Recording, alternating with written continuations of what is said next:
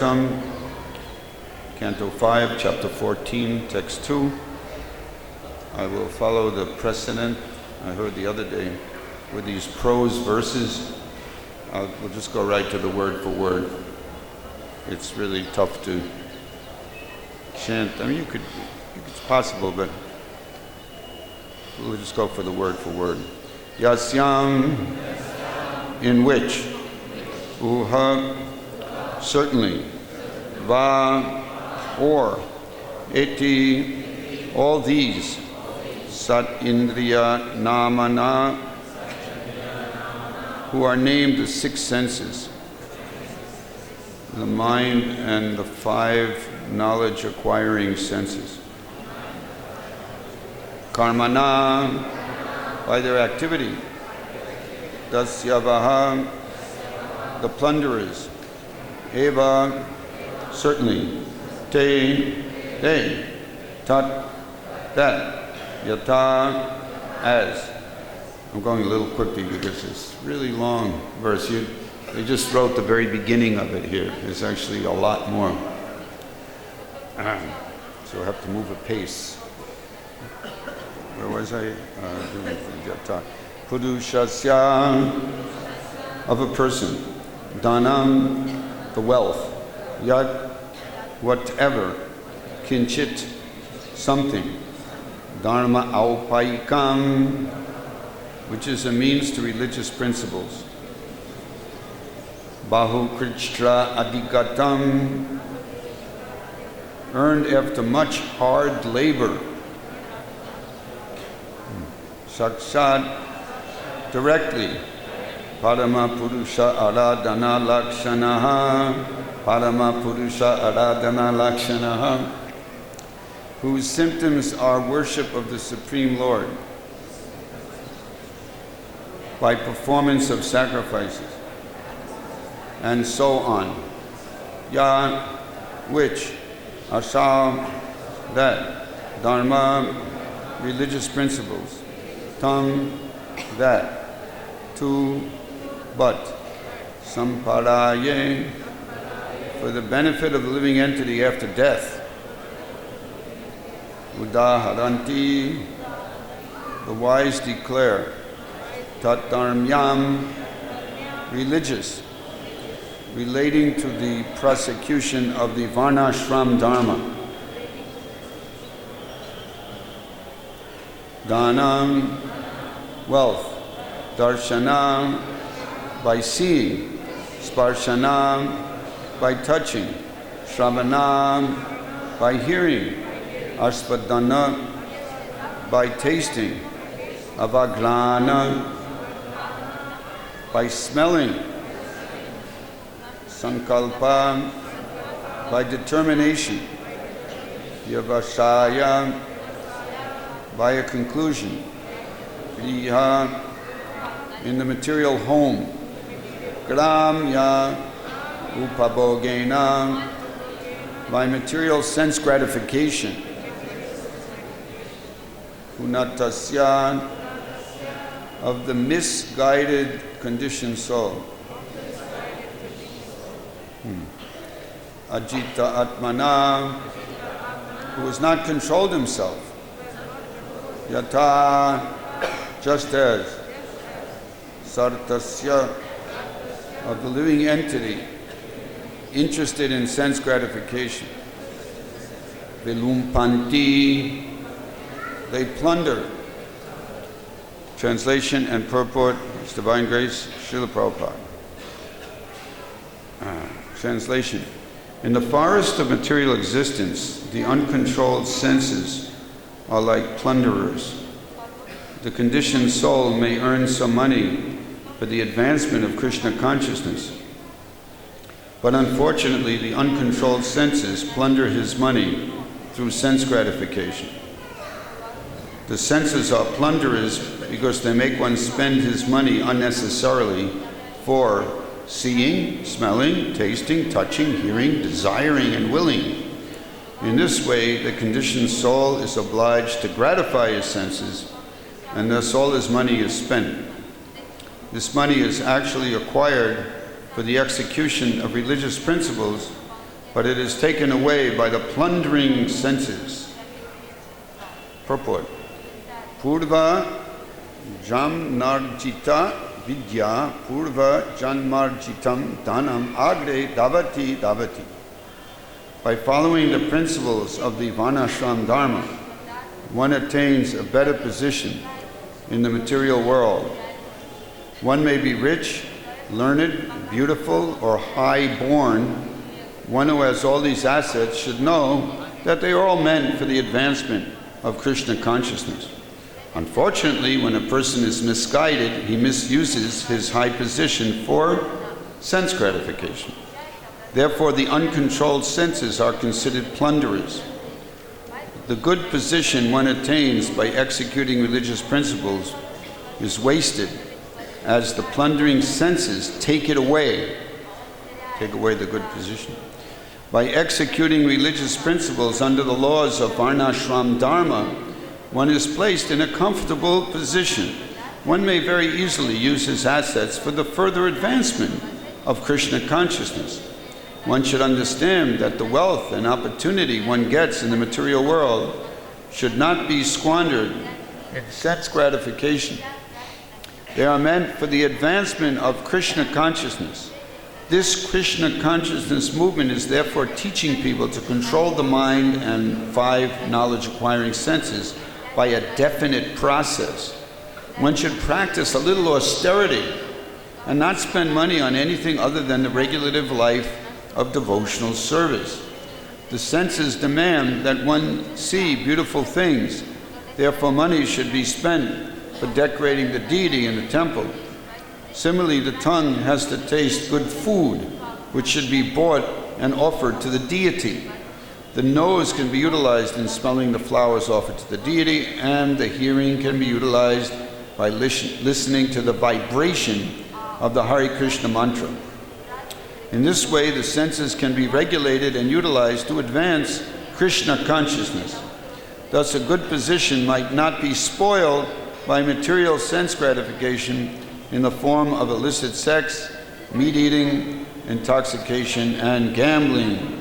One spoils an opulent position in the material world by driving cars, spending time in nightclubs, or tasting abominable food in restaurants.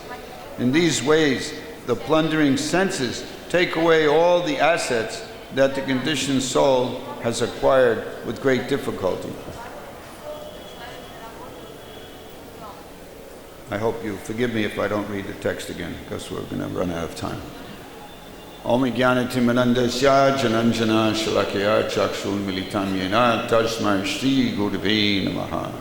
Hare Krishna, Krishna Krishna, Hare Hare. Hare Ram, Rama Ram, Hare Hare. So some little introductory remarks and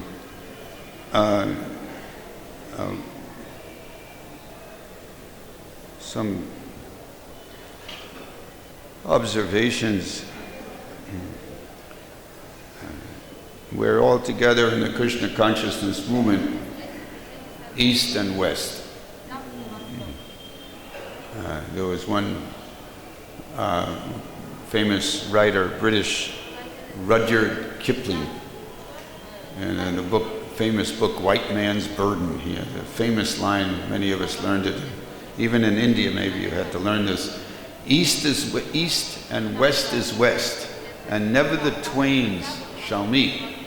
But here we are, all together, and we're hearing today, and in this general section, Forest of Material Enjoyment, we're hearing Shastric instruction that cuts deep enough to startle the Indian as well as the Western devotees.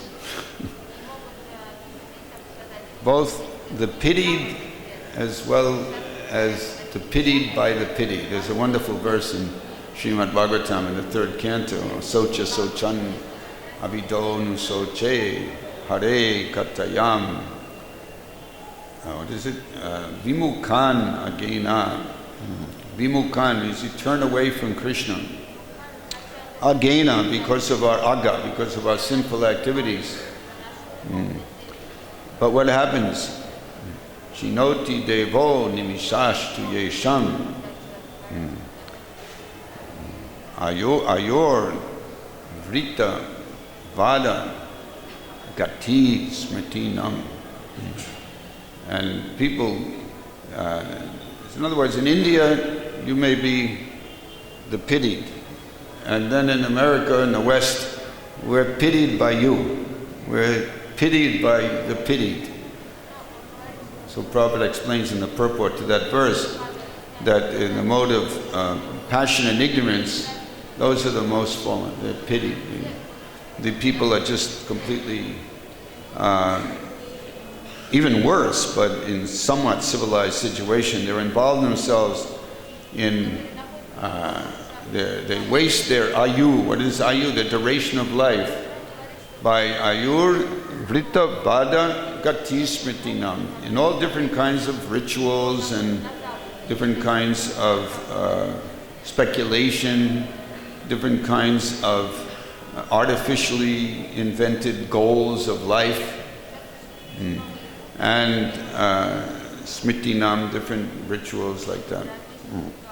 And very relevant, this idea of plundering, which is one of the things we'll discuss, is the shinoti devo, shinati, it cuts. So many verses are there in the Bhāgavatam warning us of how the time is cutting us down at every moment. Shinoti devo nimishas. Nimishas, unblinking. Actually here it means eternal time is cutting us down at every moment. And we're wasting our time. So, but then those who are more in the mode of goodness, I'm not saying every Westerner has to be in mode of passion and every Indian in mode of goodness, it's not so stereotyped, but in general there's that distinction. So the mode of goodness, they're pitied by the Vaishnava. Of course we're trying to be Vaishnavas, Indian, Western, whatever. So the mode of the pure goodness of Vaishnavas, transcendentalist, Bhagavan, Bhakta, he's pitying those who are in the mode of goodness because they tend to be impersonalists. But then those in the mode of goodness, they're thinking they're pretty okay, and then they're pitying those in the mode of passion and ignorance. So whether we belong to the pitied or the pitied by the pitied, we're all, when we read verses like this, it really cuts deep, because this is not necessarily talking about completely uncontrolled, but even, of course it's mentioned, but just family life, and supposedly, like when Advaita Acharya was pitying everyone, because there was no Hare Krishna prayer. There was some Vaishnavas, but almost everyone was engaged in mundane religiosity. So that's, and then they would be pitying those Malechas and Yavanas and lowest Shudras, etc. So there's that distinction. But we're all in this together, because the material conditioning, where its very nature affects all of us. So another point, just to keep in mind, that as aspiring Vaishnavas, we must confront not only the underlying challenges that condition all wayward souls, but also some additional ones that test our sincerity in devotional service. In this regard, there are 2 books have been written about obstacles in devotion. The first one was many years ago by Satsvrut Maharaj, and the more recent one is by the late departed Vaishnava, Purnachandra Prabhu. But his book is more, you might say, provocative, because it's called Unspoken Obstacles. He gets at some maybe controversial areas that Satsvrut Maharaj didn't touch on, but they're all obstacles. So what we're hearing about in today's verse and this whole section are great obstacles. Not that money itself has to be an obstacle if it's Lakshmi, but money remaining like money, then that's a big obstacle. you have too much or too little, or thinking about it too much, and it's an obstacle. And that's even mentioned in these books. The economic aspect is very often an obstacle. So those are two books. There's another book that's particularly focused. We're not going to discuss it in this class. We don't have time. But there's another book by Daneshwara Prabhu. He's, I think, Canadian, from Canada. And he was living, maybe still living in Ukraine. Anyone here from Ukraine? No. Anyway, Daneshwara Prabhu wrote a book called Spiritual Economics. And it's very, very analytical and really quite relevant, showing how even in the society of devotees, the, what did I note here? Artificial money-based economy and society tend to degrade and oppress us, including us aspiring Vaishnavas. When everything's based on money. A very artificial situation, and the mentality, it's not so conducive to advancing in Krishna consciousness. Yes, we heard Varnashram mentioned in today's verse and purport, but the Varnashram is Vaishya, and they could deal. One kind of Vaishya does banking, but the Vaishya, the real Vaishya, his prime duty is to protect the cows and produce food for human society, and also make sure the cows get food. So, first topic, we'll be discussing a little bit more about money sweeter than honey. We all like to hear about money sweeter than honey. Proper, and the more general idea of proper or improper use of our assets. And we'll discuss that assets are not only monetary assets, there are other assets. And also the compound problem of sense gratification and false pride. Because we can't talk very extensively about all these topics. There's no time for that, but we'll touch on these things. And then also the idea that we heard is the senses are plunderers. In each case, we'll unpack the relevant sentence of the verse or purport that pertains to that topic. So the first topic is money and other assets. So in the purport, Jai Shishi Krishna Balaram, Shishi Garnitai, Shishi Radha Samsundar, to be Sakrishna. So the first topic is the money and other assets. That in the verse and purport are stressing how those are often misused and wasted. So in the purport, Prabhupada writes, one who has all these assets should know that they are all meant for the advancement of Krishna consciousness.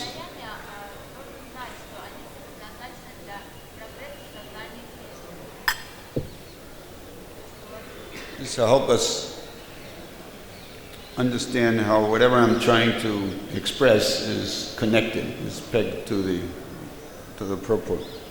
Help us stay on target. So first of all, what is the nature of money? Srila Prabhupada, I was just hearing a couple of days ago a lecture by Srila Prabhupada, or it was a morning walk, and he was praising the gold standard.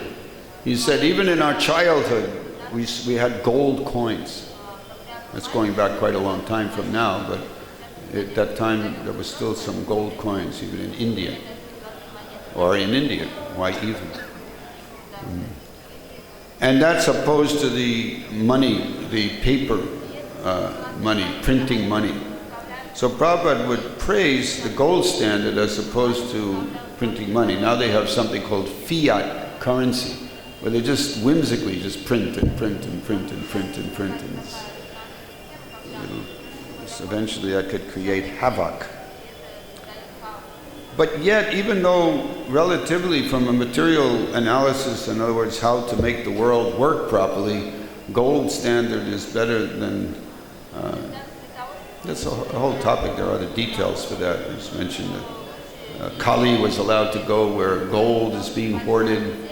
But then Prabhupada explains in that purport that the hoarding, that the reason that gold is a place for Kali, the personality of Kali, is not that the gold standard is not good, but because there'll be a tendency to print more money than the gold is actually backed up. When I was a child, the bill said you can go and you can get so much silver certificates for dollars, and $10, $20 bill, you can get so much gold. They'll give you actually gold, you can redeem it. That's finished a long time ago. But even though gold is relatively more stable and better, but it's also referred to, and we're going to hear this just in verse number 7, not very palatable, but we'll hear gold being referred to as yellow stool. So from a more philosophical understanding, a deeper understanding, even though gold is a proper, way of exchanging in the material world, but it's by a transcendentalist, samalosh dashma kanchana. He sees equally a lump of earth, a stone, and kanchana as gold, all equally. He's not so excited about, oh, I found gold. No, it's just yellow stool to him. Just like Sanatana Goswami, he had touchstone, he could produce unlimited wealth. He didn't care for it. He left it in the garbage because he had something much more valuable. Harinam. Now also, money, despite this low status, money is considered sweeter than honey. So Prahlad Maharaj, he's preaching to his schoolmates, is from Demon family, but he's preaching to them Krishna consciousness. And what does he say? He says, money is so dear that one conceives of money as being sweeter than honey. Therefore, who can give up the desire to accumulate money, especially in household life? I was speaking to one very prominent devotee, and I said, well, how come you're not just doing your bhajan? And he said, I have to bring home the chapatis. What can you do, right? Other aspect we always hear, we won't elaborate on it, but just this idea of Maya Sita, that's compared. Money is like false Sita. It's not goddess of fortune. It may seem like goddess of fortune, but it's actually Maya Sita. Ravana never got Sita. She was never with him actually, but somehow by mystic arrangement, a Maya Sita was generated, and he got that Sita. He thought he was getting Sita, but he was getting Maya Sita. Maya Sita did a pretty good job being like Sita. It's almost hard for us to understand. But so if we take goddess of fortune and we try to enjoy the goddess of fortune, separate from Narayan, separate from Ram, then that goddess of fortune becomes Durga Devi. Or in other words, Lakshmi becomes money. There's one verse that is so pertinent to this, just encompasses, it's practically all I have to do is just quote this verse, and that's the whole, everything is understood. The whole essence of this lesson of today is completely comprehended. It's a famous verse in first canto, Dharmasyahi, if you could chant along if you know it. If you don't know it, don't chant. Dharmasyahi apavargasyam nartortayo pakalpate nartasya dharmaikantasyam kamo labhayahi smritaha. All occupational engagements, dharmas, are certainly meant for ultimate liberation, or as Prabhupada describes in the translation, the advancement of Krishna consciousness. Ultimate liberation. They should never be performed for material gain. Furthermore, one who is engaged in the ultimate occupational service, dharma, should never use material gain for sense gratification. We'll touch on that a little later. I mentioned in the introductory remarks that in addition to the generic or general, we can say, underlying influence of the illusory energy on all conditioned souls as aspiring Vaishnavas, aspiring bhaktas. We have special challenges. So there it is in that verse, that one who's engaged, as we are being engaged in the ultimate occupational duty, devotional service, so we may get some material gain, but that material gain we should not use for sense gratification. As Prabhupada explained, the senses can be engaged, just like Maharaj Ambarish, all the senses engaged. But how did Prabhupada put it? Just for the regulated life of devotional service. Money, Lakshmi. That's not money, that's Lakshmi. It's a perfect example here. So much money. Non-devotees would be so envious. Oh, they're spending all that money. If I had that money, I would buy a TV as big as my house. 10 yards by 6 yard TV. I mean, they're spending so much money. Oh, they're wasting it. They're just worshipping these statues. So I can't even say. But that is going on, the proper use of money, it becomes Lakshmi. It's being used in the regulated life of devotional service. Buying bhoga for offering to the deity, buying flowers for decorating the deity, buying oils. They're very expensive, the oils, for worshipping the deity. And then devotees can, in the morning they put that cotton on your hand, and it's sense gratification. I mean, it's so pleasant, isn't it? But it's spiritual. It's not the kind of say that will make our senses become defanged. They won't be like serpents anymore. All right. Hare Krishna. So that verse is very important. Did I just quote it? Dharmasya hiya pavargasya. Regarding the proper attitude concerning assets and their proper utilization. Oh, there's so much information here. The proper way is one very nice verse, not so well known. I don't have time for the Sanskrit, I'll just read the English. 11:2:36. In accordance with the particular nature one has acquired in conditional life, whatever one does with body, words, mind, senses, intelligence, or purified consciousness, one should offer to the Supreme, thinking this is for the pleasure of Narayan. Narayanayiti samarpayat yat. This is for the pleasure of Narayan. It's a simple formula. That, of course, includes money. However we spend the money, it must be for the pleasure of Narayan. Obviously, Narayan or Krishna will be more pleased if we directly use the Lakshmi for his service, more directly. In Grihastha life, it's a little indirect sometimes. You have to use it to maintain the Griha. But if I understand, these are Krishna's devotees, my children. These are Krishna's. This is Krishna's house. This is like Bhakti Vinod Thakur. Shuddha Bhakti Charan, that song. My whole house has become Goloka Vrindavan. Because he sees this is not mine, it's actually Krishna's. And everything is being used in Krishna's service. So there's so many verses. There's the warning in Bhagavad Gita, Istan Devan Hivo Deva, that you're considered a stena. Yobhungte stena evacha, the one who enjoys what Krishna through the demigods are providing, facilities, but doesn't offer it to the devatas and ultimately to Vishnu, then Yobhungte stena evacha, he's a thief. There's also,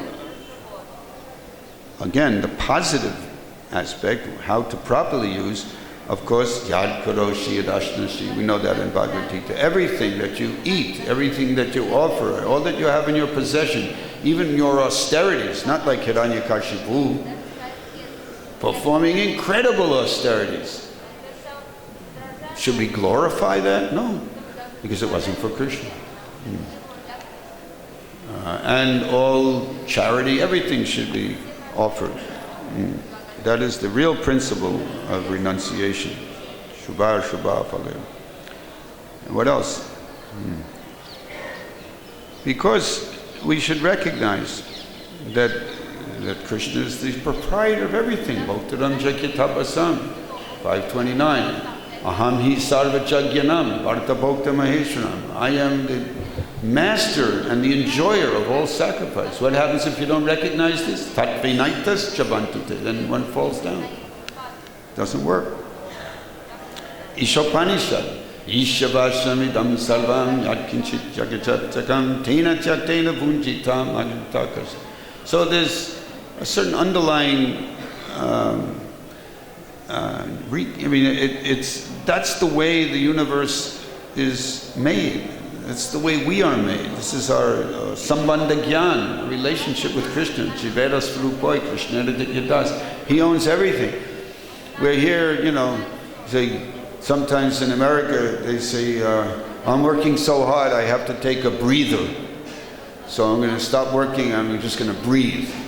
But a devotee, he's understanding that actually, how could I breathe if Krishna didn't give me lungs, if Krishna didn't give me air? This is not, are we advanced like that? We have to cultivate that attitude. Ishabasha, it's a God-centered idea. And then also, so many verses, okay. And then the injunction in the Bhāgavatam that life's desires should never be towards sense gratification. What is the purpose of, to what extent should we engage in sense gratification? Of course, dovetailing is nice, as we mentioned, but what about what I need to maintain the body? It says healthy life, self-preservation. That's a little comforting. I can take my quota, what I need for just maintaining body and soul together as healthy as possible. Eventually it won't happen, but we try to make the best use of a bad bargain. That's in Bhāgavatam 1.2.10. And the wrong way of using it, the wrong attitude, how we become entangled, how we fall into the forest of material enjoyment that's being described in this section, is described in many places, but in the 16th chapter of Bhagavad Gita, we have the way the demon is deliberating, he's calculating. What is he saying? He's saying, Adya, what is it? Idam adya maya labdam, imam prapse manoratam, idam mastidam api me, bhavishyati punardanam. And it goes on like that. His whole mindset. Ishroham ahambogi. What is it? Sidoham balavan suti. He's so puffed up. See, this sense gratification and false pride. Gross sense gratification and subtle sense gratification. They work together. And so many examples are there. So the demon, he's thinking, so much wealth do I have in my possession. And so much more I will have. Bhavishyati punardanam. And I will, by my schemes, manoratam, like the chariot of the mind, manoratam, by my mental schemes, I will accumulate more and more. So much more I have. So much I have, and so much more I will have. Idam mastidam api me. He goes on thinking like that, how happy I am. And yet at the same time, right after that, aneka chitta vibranta mohajala, then Krishna explains, they're obsessed with a network, they're caught in a network of illusion, and they're afflicted by so much anxiety, and they become too much attached to sense gratification, and patanti narake shucha, the asucha, the demon patanti, falls down to narake, to hell. So it's really not a very happy life. Superficially, the mind is saying, yes, you're very happy, you're enjoying, you're getting more and more, you're killing your enemies. But that underlying reality is there of death and the fact that we don't really belong in this material world. What about false pride? Prabhupada, this is one story where Prabhupada was, so we say the pauper is proud of his penny. We may not have very much, but we're so proud what little we have intellectually or financially or some little fame or something like that. So Prabhupada was in a train and he describes there's one beggar, there's one very, just a beggar. And, very poor man, not an uncommon sight. Even here in Vrindavan, we see many people, they just sleep on the stone outside. And they collect whatever little alms given. So there was one beggar, and somehow he got in the train, and he had a very proud look on his face because he had a possession. What was his possession? He had some firewood that he was keeping, the firewood that he used to keep warm at night or cook something. And the fire was already half burnt. We heard the other day one devotee from a different country, not English-speaking native, he was describing charcoal. I think it was Sachinandana Swami. He was trying to say charcoal, so he was saying carcoal. And then we corrected him as charcoal. I mean, it didn't mean the class wasn't absolutely fantastic, much better than mine, but charcoal. So you had half charcoal and half burnt wood, and he was, he's looking like, I have such a nice bunch of firewood. That's really pitiable. But the pauper is proud of his penny. So in the purport, what is the relevant sentence? Unfortunately, when a person is misguided, he misuses his high position for sense gratification. In other words, subtle sex life or subtle sense gratification is where pride fits into this troubling picture. So I'll just touch very quickly the philosophical background. How is it that we get puffed up? Well, it's hardwired into the whole arrangement of the conditioned soul being in this world. It's intrinsic to the material world and our position in it that we want to lord it over. Apariyamitastvamyam prakritim vidime param jivabhutamahabaho yakedam daryate jagat. Lording it over the resources of the inferior nature. Yeah, I'm superior nature. I'm going to lord it over. I can move this around, I can push the button, I can do so many things. It seems, but ultimately we're defeated. Prabhupada said when he came to America, he was already quoting, I think his Guru Maharaj was saying, the more we try to lord it over, the material energy, the more we become entangled in her complexities. Durga Devi. So, also we have in the transmigration how we strotra chakshu sparshanancha dasanam graname vacha distanam manaschayam vishayan upasevate. Lording it over. We get a particular set of senses and we're lording it over a particular set of sense objects, whether we're a hog in stool or whether we're King Indra. And King Indra even became a hog one time. No? But we're all lording it over. We say one man's meat, is another man's poison. Because, okay, one man's vegetarian food is another man's poison food. Prabhupada would quote Chanakya Pandit, you eat for yourself, but you dress for others.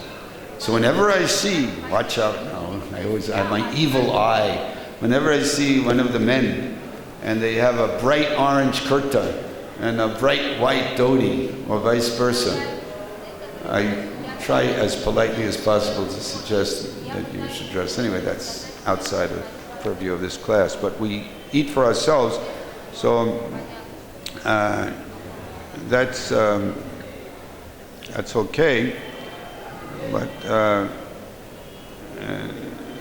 means that we have a particular set of senses and it's designed to enjoy in a particular way, or we have a certain nature, dosha. And then Purushat Prakritistohi, we all think we're Purushas. And particularly we have 15.5. This is one of my favorite verses and purports in Bhagavad Gita. Nirmana moha jita sanga dosha. That nirmana, That nirmanam is the first thing, and Prabhupada picks up on that word in the whole purport practically, is one has to become free from pride in order to actually surrender to the Lord. Nirmana mohaji, there are other things. You have to get free from dualities and free from material lust and etc., etc. But the first thing, and this is what Prabhupada picks up on in his purport, he says, although everyone comes here for a short time and is then kicked out, has to go away, but somehow people think that human society is the owner of this world. They're so crazy they want to go colonize the moon. Anyway, so this false pride is a great stumbling block. I have some other things, we'll have to move a little more quickly. So many examples. There are legendary and very intense examples involving King Indra. Just King Indra alone, we have so many. It's embarrassing, and we don't mean to be offensive, but King Indra, he shows us what not to do very often, because he has so much opulence that it's easier for him to become puffed up. Even in our ISKCON movement, we had problems where, especially in the 80s, 1980s, early 80s, there was so much opulence, so much, and they weren't ready for it. They take a position of spiritual leader, but weren't ready to receive all the glorification and opulence. And one devotee who experienced that, he said, it's like drinking fine champagne. It's so, tastes so nice, you don't even know you're becoming intoxicated. And I don't have time. I was going to read from Madhurya Kandambini by Srila Vishnu Chakravarti Thakur, a warning about that Taranga Ragini, that tendency to mistake material acquisitions that you may get because you're advanced, because you're powerful, because you're attractive, because you're charismatic as a strong devotee. Then so many things will come your way, and it becomes very subtle. If you think you're enjoying the mellows of devotional service, but actually your inspiration and your pleasure is laukika, I mean, it's just ordinary. It's actually, you don't realize it, but you're just enjoying the same thing the karmis are enjoying. And that's another obstacle that is in our own context of being aspiring Vaishnavas. Besides Indra, there's also the sons of Kubera, Managriva, and Nalakubara. You all know the example. There's also an interesting example of Nahusha. In Śrīmad Bhāgavatam 10:73-20, with the Veda base you can really move around in the Bhāgavatam. It would be impossible to have these references if we didn't have the Veda base. I really glorify those who put the Veda base together. It's such an amazing tool. Hahaya, Nahusha, Vena, Ravana, Naraka, and many other rulers of demigods, men and demons fell from their elevated positions because of infatuation with material opulence. So in the BBT purport, we further learn that when out of pride, Nahusha ordered some brahmanas to carry him in a palanquin, bad move, to an illicit meeting with Lord Indra's chaste wife, Sachi, really bad move. The brahmanas made him fall down from his position and become an old man. And there's also Ramaharshan Sutta, sitting on the Vyasasan like I am. And supposing Lord Balaram came off the altar and walked in here, and you all, wow, he's God. And I just sat here, yes, I'm sitting on the Vyasasan. I was given the adhikar, off with my head. So that is there.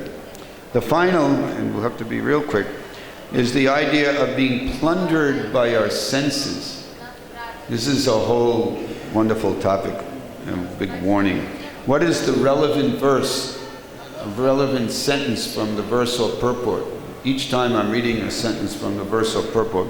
This is from both the verse and the purport.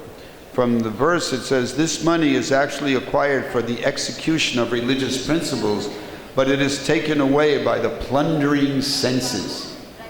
And in the purport, the plundering senses take away all the assets that the conditioned soul has acquired with great difficulty. All right, announcement.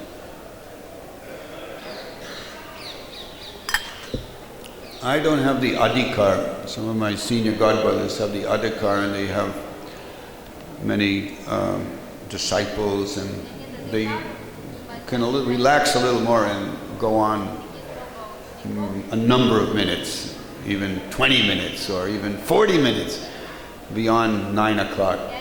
I obviously don't have that right.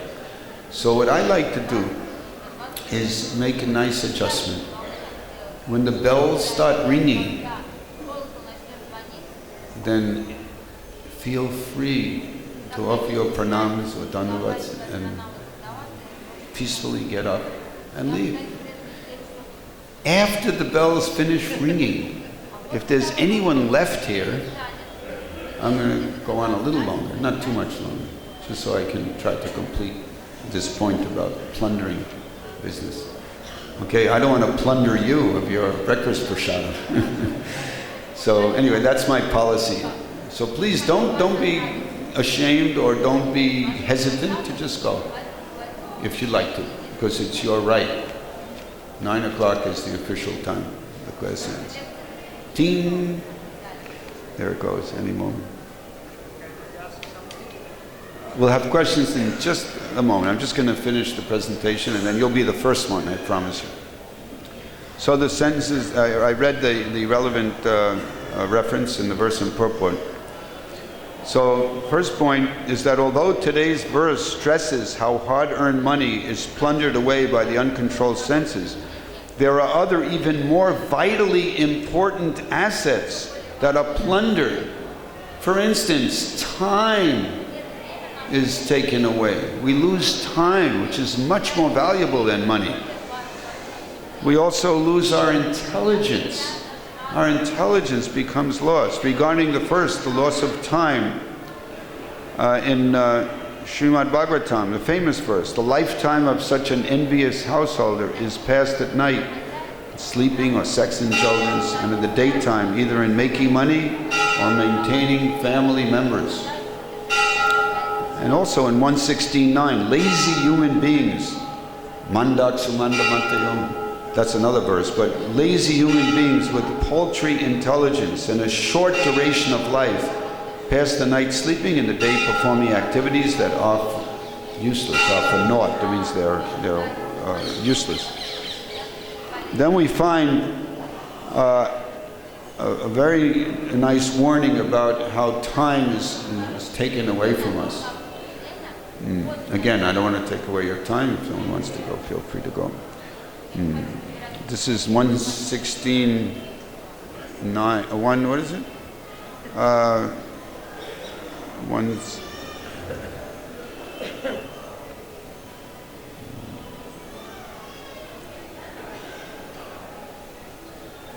Anyway, it's that verse that describes atavasya patamboja, no time for the Sanskrit, but it describes that the devotees of the Lord, they're always busy licking up, liham satam, the devotees satam, liham, they're licking up the nectar that comes from the lotus feet of the Lord. Then it says, kim anyat asat alapai, ayusham yadasat viyayaha. What is the use of other topics, alapai, which simply waste one's time? And then what about intelligence? I'll just do one more verse about intelligence, and then I'll just mention the verse numbers so for future reference, that how we're being stolen away our assets. The Bhāgavatam describes that there's an example of the big straws on the side of the river. Stamba, it's called stamba. Stamba stoyam, Stammastoyam yata rada. In the autumn season, the straws, they suck up the water. And in the same way that meditating on sense gratification causes one to lose one's intelligence. Exactly the same way. Harati, it takes away our intelligence. And Bhagavad Gita also confirms. Text 260, the mind is taken away by the senses. 267, the intelligence is taken away by the senses, by uncontrolled senses. Animals don't have to worry about wasting time. In fact, the more time that goes by for them, the better it is. They're coming closer and closer, millions of years, but closer and closer they get human chance again. But in human life, this is the moment of truth. This is the deciding moment where we're creating our future karmas or overcoming the bondage, karma bandhana. So it's so, this is both east and west and north and south. In the human form of life, we all share these challenges.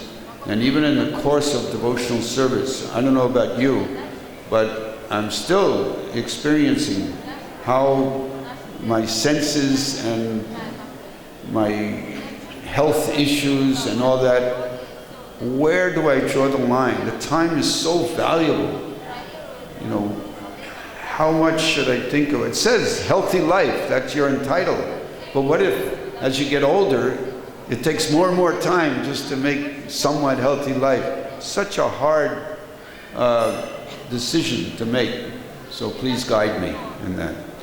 So anyway, we're not in the forest of enjoyment, I hope, but we are hearing about what it feels like, what happens within the forest of enjoyment. Remember, in Bhagavad Gita, there's also the forest of Vedic sound is there also, and Karma Kanda. Arjun, don't get lost in that forest. Don't get bewildered by the flowery words of the Vedas. So thank you very much for giving me a few extra minutes. I'll accept however many questions are there. Again, feel free to go. Yes.